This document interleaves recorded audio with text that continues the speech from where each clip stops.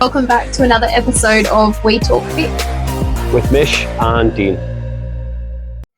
So today will be shorter, I think, but we said we would touch base on. I mean, we kind of know because we talk to each other all the time anyway. Yeah. Like our training, Where we're at, what we're doing, hold ourselves accountable a bit, I guess, as well. Yep. To an extent. What's given that uni's just gone back, so you're working full time with clients, gym. You also help run your partner's business. You've got full-time university course. Yep. In person university. Yeah, on campus. Yeah. So you prefer to do on-campus learning? I do. I learn better. So that's how you learn better, or? Yeah, learn better. You're less chance of getting distracted. Yep. With other things going on, or whatever. Which I can be terrible at. So being on campus, I tend to learn a lot better. You learn in person. You have other people to bounce off of and discuss things. I find the networking and stuff on campus a lot better than. As much as it would be a chore, I'd probably be same. It's obviously a long. Like it is a chore. It is like, and it's scheduling wise. I mean. Yeah. Yes. So timing wise at the moment is hard, and I'm trying to find my feet a little bit with my training. With where I can train and what I can do and where I can do it and how I can do it. Sort of basically at the moment it's trialing for anywhere from 1 to 3 sessions a week where I can, pending what I have on, what I have due, what I need to get done, timelines I have in other things because I've got lots of plates spinning. But in those sessions, generally speaking, and I was actually having a chat with someone this morning about it, was always without fail, either a squat or a deadlift to start with in my sessions. So it's always a big compound lift, solid, as heavy as I can sort of get for, say, it might be actually 8 sets. So 3 warm-up sets, 5 working sets of solid squats. Yep. Is actually what I'll do. It's quite a bit of volume still. Yeah. So that, especially with time-wise at the moment for me, is it might be 45 minutes, might be an hour, it might be an hour and a half, or whatever that I have available. Just try and give yourself as much bang for buck. Yeah, essentially with all of my training that I'm doing. So try and hit everything where I can. I got a bit of a shoulder injury and stuff where benching and shoulder press and things are actually quite tender. So I've actually backed that off a little bit and doing a few different things to try and help that. Probably should go get checked. Yep. To be honest, 'cause it's been a while, but yeah, essentially it's a really good leg session that I'll chuck in back because back movements are okay, but any sort of overhead pressing and stuff's quite. Could be if back, because we've chatted before about your strengths and weaknesses and mine. And if your back's feeling really good and your press movements aren't, just be aware that because your lats feel good, they could be contributing to that position of the shoulder. So just watch. See you later, lads. See you guys. Enjoy the rest of your week. Yeah, you too, man. Take care. Yeah, just like because I have to be really conscious because I love training back anyway. But even when things are feeling a little bit stiff and tight with press movements, bench or shoulders, I can still do all my back stuff. But that doesn't necessarily mean that my back stuff's the best thing to be doing. No, yeah. So because lats will turn those shoulders in as well. Basically, my shoulders were getting, like my front delts and chest were getting a lot stronger than my back. So that was all pulling forward. So trying to strengthen my rear delts, mid back, so that it can sort of pull it properly and sit properly and be, because say I could quite easily do a 55 kilos, 5 reps or whatever for my bench press. Say I was getting up to my 1 rep max at 60, which body weight or whatever. And then I couldn't do a row to save my life at 60 for a 1 rep. Like I wouldn't be able to do that. So I was weaker in my back than I was my chest, which then is definitely that's where I'm going. All right, I need to strengthen those muscles, make sure that they're moving right, make sure my scapulars or shoulder blades or whatever. Some people know what they are, but basically making sure that I'm able to move. That postural thing we've talked about. Properly. Yeah. But it's worth, because obviously, the last 2 episodes we've talked about like trying to see where you sit on the diagnosis timeline of an injury or a sticking point. That shoulder one, we talked about shoulder impingements and stuff, and like you've just talked about shoulders rolling forward. Yeah. And typically can be from like the anterior stuff being too tight and strong and pulling you this way. But also, like if you put your arm out here, because we're on camera, like even if these things are a similar strength to these things back here, if the lat muscle down here is really tight, because obviously your lat goes down your hip, but the top part of your lat's tight, it will actually pull here, which could be contributing here. So it's just more for other people's. It's just another thing to think about. Actually, when you get really tight in this part of your lat, it can actually pull your shoulder this way as well. Yes. So be wary of that. But so I think like if you were a client talking to me about schedule and commitments and stuff, I would say absolutely nothing wrong with, for a period of going, you know what, it's not going to be the prettiest training routine or schedule for a while, but I'm going to try and tick a few boxes like we've talked about. Yeah.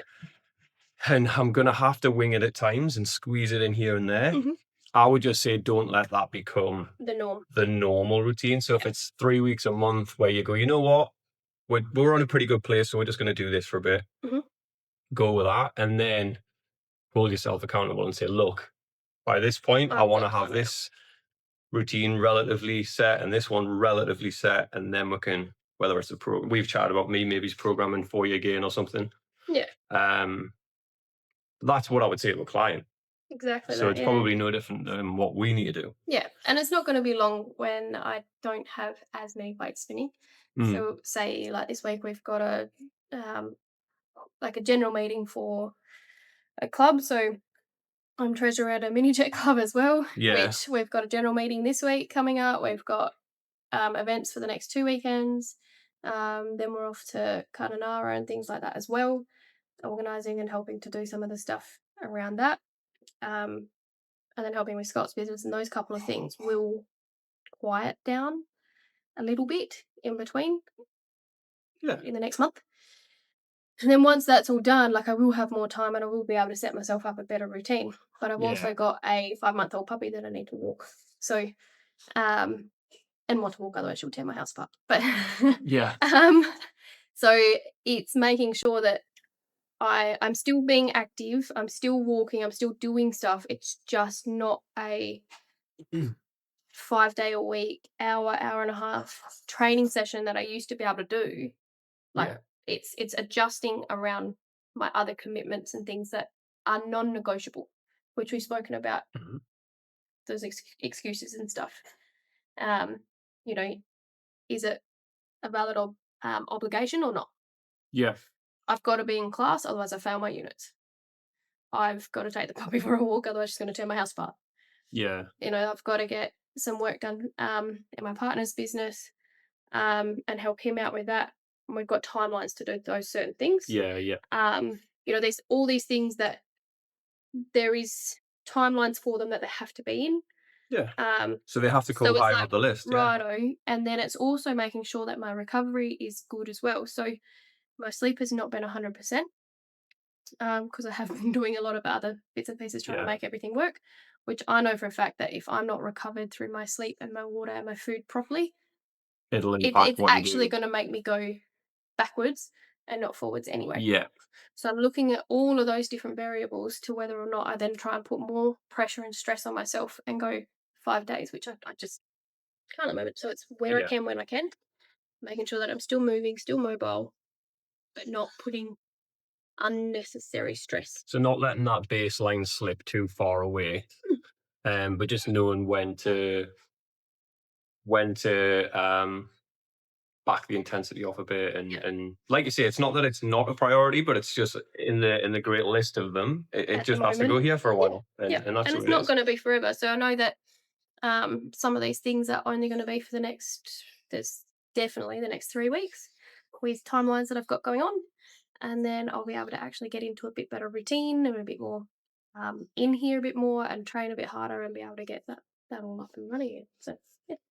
No, So that's cool, and that's how it works. it's an important conversation. Everybody, we all have lots and lots of commitments and things, and people are unsure about how much to do. And exactly like you said, it's not a case of it being perfect and pretty all the time. Mm. Um, but your idea of backing off and still doing, let's call it like the bare essentials, really, in a way, those bare essentials, you're doing them to the best of your ability with really good technique, sensible load. Do you know what I mean? You're not just blanketly throwing an excuse at it, going, okay, well, it's not going to be pretty, so you know what, I'll just not bother. Yeah. Yeah. Like it's still going, okay, what's an acceptable minimum in a way? Yeah, like don't get me wrong, it's hard when you step in and you say you're doing 1 to 2 sessions. You might fit your 2 or 3 sessions in a week or whatever. Yeah, And it's really hard when you have been training at an intensity and a certain volume, certain load for so long, and you have to come in and you have to back it off. Otherwise, you end up injuring yourself. It is really yeah, hard stepping in and going, I was doing 80 kilo squats or whatever, and at the moment it's like back down to 60 or 50 yeah, even. yeah, Like when you have to back it off so it's more at your body weight that you're squatting, it is really, really hard to do that. But at the same yeah. time, I know It's that the right thing I to do. would not be able to get out of that squat Yeah. properly with where I'm at the moment. Yeah, And then my technique would fail, my form would fail, like everything would just go like backwards, not yeah. actually moving in the right And direction still. we're all guilty of that. Like I think, as trainers, and coaches, we spend so much time worried about other people's priorities and technique and helping them with routine and programming and stuff. And we sometimes neglect our own. Hmm. It's a direct cost a little bit. And it's, even with my training, I've noticed that, like, I probably fell into a trap of, obviously my training's changed significantly over the last We'll get into that. 6 Yeah. months. But if we just look at the scheduling part of it, it was going from training 4 or 5 days a week, because that was my priority, Hmm. that type of training, to now my training style has changed and priorities have shifted. And I probably tried to condense 5 sessions into 3, but still cover all of those things at the Hmm. same intensity. Yeah. So it might have been like an upper body day, a lower body day, an upper body day, let's just say. And that meant the lower body day was like an hour and a half, an hour 45. And realistically, I Right. don't have at the moment have that time. Or I do, but I want to do other stuff. Um, to throw at a leg session. Hmm. And then the cost of, if I did do an hour 45 leg session at my intensity, it's going to have a direct impact on other things that I want to do for 2 or 3 days after. Yeah. So even we get guilty of falling into traps of how we should be training and what we should be doing.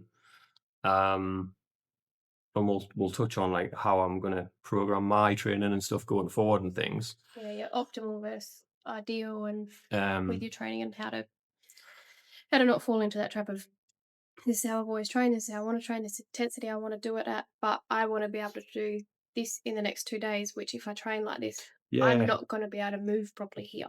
and that's the art of, at our level, that's the art of coaching, right? It's being able to look at someone's schedule and be able to pick things. And look, it doesn't always go perfectly. And No, sometimes you things have to happen. learn Yeah. as you go with a client or with whatever. But then, if we're talking to viewers and stuff, like that's where they should be learning to listen to recovery, delayed onset muscle soreness, those things. And that'll help them figure out when to train certain things, how often to train it, how hard to train it. Yeah. Um, Again, that's not saying, "Oh, I'm sore, I can't do anything." That's not Yeah. what we're getting at. But there's a real art to fitting things in, Where you can. Yep. Absolutely. I guess. We had, I can't remember if I mentioned it on here, had a little bit of a chat with someone the other day about, they don't live too far away from their school, and it actually takes them, it would take them longer to drive to drop the kid off than to walk because it's so busy with other Traffic cars and and parking and yeah. parking, etc. And they're like, I have to be home by this time so I can do this, so I can drop my kid off at school. I was like, oh, how far away do you live from your kid's school? It's like, oh, it's a probably 5-minute walk, 10-minute walk. Like it's actually not that So far. it's a perfect It's really not opportunity that far. So it's absolutely it is. It's to use. absolutely like everything lines up really well. It's all right, cool. Have you thought about walking your kid to school? And obviously, there's another a younger kid that's not at school yet. Um, so you can walk them to school and put the bag in the pram or whatever you take the Yeah, pram. Um, you could do that. And she's like, oh, never thought about walking. 10 minutes is not that far. especially when the weather's good. If it's raining, yeah, drive. like, or if it's 40 odd degrees in the morning. No, but like, But there's a lot to be said for just getting out into the fresh air and sunlight and those things too. yeah, For the yeah, for the mental health side of it. yeah. Although, if you're kicking two kids 2 kids, then sometimes down the it can road be to like, school, it's a bit of a let's stressful go. environment. But yeah, Yes, yeah. no, that's a good one. Like, use that little window. It might only be that you have a chance that day to have a bit of an active time in your day and use that with your kids. Do it with your kids if you can. If Yeah, you can. no, perfect. But, So back to your training a little bit though. So at the minute, it's a case of what we can get done, we get done, and we do it properly. Till it becomes a priority again, or can become a bit of a more of a priority, but no specific goals, just mm, sort of yeah, like I maintain good want it strength to and be. health. And Yeah, yeah. So I want it to become a priority again. I do. I just well, it will, yeah, and it's good physically enough that I can't know. with how many plates I've got in the air at the moment. So Yeah, I know that it's not going to be for the next 3 weeks. So I know that when I train, I try and train a good, solid compound move that is going to work me hard. I'm going to be puffed. I'm going to might be a little bit sore after with DOMs or whatever. yeah, Um, but I just make sure that I sort of set that up. And sometimes it means if I've only got 45 minutes, it might mean that I only get 4 exercises in, 3 exercises in. But my compound yeah, has worked me so hard that the next exercises feel harder anyway because I've worked so hard in that compound move. yeah, yeah. I guess with me, with the compound stuff, and it might be because I'm a bit older and I don't want to use excuses. I find specifically for like squats and deadlifts, look, I always want them to be as perfect as they can be. And I definitely know the the benefit of doing a couple of, I hate the word, like activation exercises and mobility before I do them. Hmm. And it seems to be, and part of it's, look, it's being a business owner. And I love what I do and the chats I have with people and being able to help people. But obviously, if I'm in doing that stuff, it's a good opportunity for people to talk to me. Hmm. And then it extends that warm up period. It extends the time it's taking to do those things. And I'm not saying I don't want people to talk to us, but then I'll suddenly find that what I thought was 45 minutes to do, even let's just call it a deadlift 15 session, minutes. becomes like 15, 20 minutes. So I might get 2 really good working sets in, Yeah. which is still enough to get some good reward. But yeah, so like that's a bit of a struggle, which kind of we've always had when we train Yeah. places where we've got clients. But once time becomes a constraint, it obviously has more of an impact on those It sessions. does. Yeah. When I'm trying to do compound stuff, if it's just accessory work, it's different. It's different because you can almost do that while you're talking, and Yeah. Yeah. rest periods aren't as big and as important as a 2-minute window between a big heavy Mm. deadlift set. Yeah. So that's something I'm definitely aware of Yeah. at the minute with my stuff. So how is your week sort of set up with your training at the moment? How are you making it work? What's your training? So it's actually in my calendar that this week's going to be the week that I've put some routine into it and some actual time into planning my own stuff. So Mhm. the downside to knowing what we're talking about is sometimes we can wing it Yeah. and it'll still work to a relatively good level. Yeah. The difficulty with that is, again, like I said to you, we don't want that to become the norm. Yeah. So what it's in there this week is to change my programming for myself to probably those 3 sessions a week. Mhm. But given that I've got obviously, as people that know me know, I've got a big focus on my golf. I'm actively trying to get as good as I can get at it, with no real goal. Just want to get as good as I can at it. and there's no time for it because I'm going to play golf for a long time. But the training has to reflect that. Mhm. So there's the type of training that I do, That's changed a lot now, hasn't it? the intensity that I do it at, when I do it, how often I do it, what part of the week I do it relative to playing the sport, and Mhm. all of that stuff. So like I say, I've got it there that those 3 workouts are probably going to become total body workouts Yep. where I train at a good intensity for a good period of time, but I train everything. Mhm. And then I recover properly. I might have a game in between or whatever, do that again, Yep. and so on.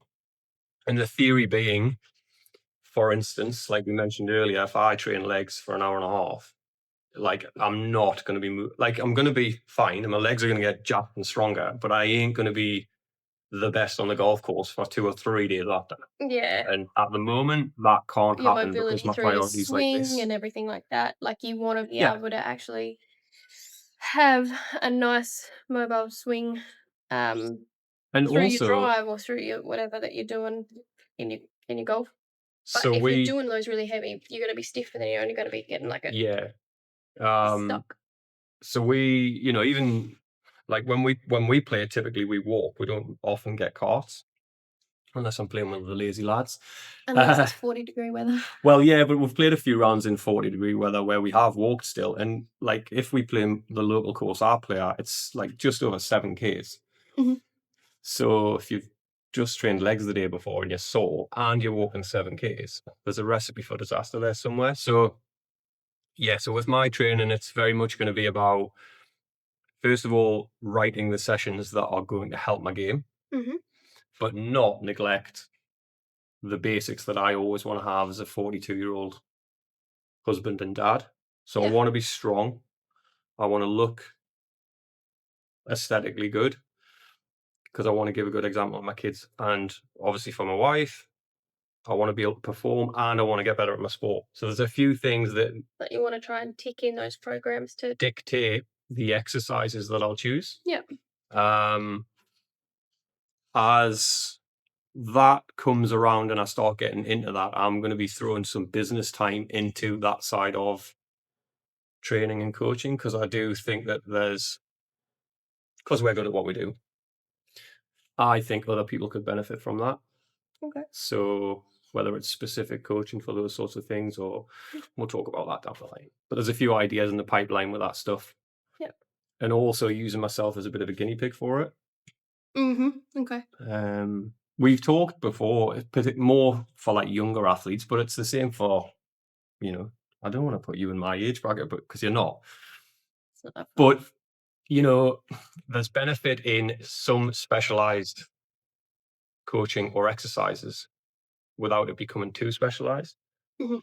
And I've seen a lot of, because, everything I've been doing lately has been around the golf course. I've seen a lot of talk of golf specific training Mhm.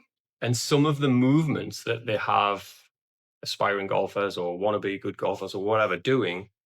It's, how do I put it? It's detracting from being fundamentally strong. So most sports people could just benefit from being less injury prone, stronger, more mobile, more powerful, and Mhm. faster. Yeah. And you can take that to most sports, even golf. Yeah. Um, and what I've found is that they kind of go, it's like, you're a baseball player. There's only so many exercises that would replicate the art of pitching, right? Mhm. So what you would do is you would improve rotational power and strength, Yeah. shoulder health. Like, do you get what I mean? Yeah, So yeah, yeah. the general concepts underneath are the same. But I do think there's a lot of stuff I want to look into on that side of more of a business point of view. Yeah. Which, back to the scheduling thing, it's taking up my time. So Working out how to in amongst kids, running a gym, training, golf, there's a few things on the go. And none of that's a and your complaint, by the clients, way. your PT clients as well. So Yeah. it's not just running a gym. You've got your gym, and then you've got your PT business as well that you sort of have plus your kids, your wife, your golf. Yeah. Yeah. And I'm Friendships fortunate because I've friendships got as well, you're social, like, you being absolutely. able to get out and do stuff Oh, with well, yeah, I mates. mean, part of what I find so therapeutic about that, even though I get stressed to hell when I'm playing because I never do as well as I want, Or is pub part has of touched the on it. reason I'm doing it is because I find it very therapeutic. Mhm. Um, First of all, we live in a holiday resort in Perth. So I feel very fortunate that I get to go out and do that all the time. Mhm. Plus, I get to do it with people I care a lot about, typically my wife and son, Mhm. sometimes yourself. Yep. I'm very fortunate that I get to spend a lot of time doing that with people I want to spend time with. And that's great for mental health. So Absolutely, that's I'd agree. part of the reason that I do what I do. Mhm. So yeah, and the fact that I'm just hyper competitive. As anyone Just that's met me would know, I don't like doing anything and being shit at it. no, no halfway. Oh, well, I All would in. tell you what the phrase Leanne would use, but we would have to edit it out of the YouTube video. It's a beep. Yeah, absolutely. So yeah, the same scheduling issues that you would have, just different Yeah. things, but it's a time constraint thing, isn't Mhm. it? So if it But had to off be yeah. condensed, then it does. Yeah, and it's the same for a lot of people. So that's when we have a chat with clients and stuff, we're like, all right, what's your schedule like? What's this? What do you do here? How can we make something work for you? How can we? So we go through exactly the same thing with our scheduling, with our commitments that we Hmm. have. With family, I don't have family, but I've got lots of other stuff going on. Um, we have all these other commitments that are pulling us in all these different directions, but we're still trying to make something work in that time, which is all we try to do for any of our clients and things, is trying to make something work so that it helps with their mental health, not just their physical health or their social sort of Yeah. health. Um, which any sort of way that we can help with that is the why we have those discussions. It's not just being nosy and getting into like No, it's people. It in it really is to try and make sure that we can make sure that you're getting the best out of your time. what's best for you rather than what we think is best for you. It's like actually because the art of communication is listening as much as it is talking. Yeah. I know I'm good at talking, but Okay. Right. no, Hence podcast. No. absolutely, yeah. Well, that was why we started doing this, was to because we have these chats all the time, and it was to try and get this to a few more people. I know we're not exactly taking over the world yet, but you never know. One day. But it was just to get this information to other people that might be interested in our opinions on it. Yeah. Yeah. Cool. Cool. You happy with that one? I am. Yep. Done. Done. Thanks, mate. Thank you.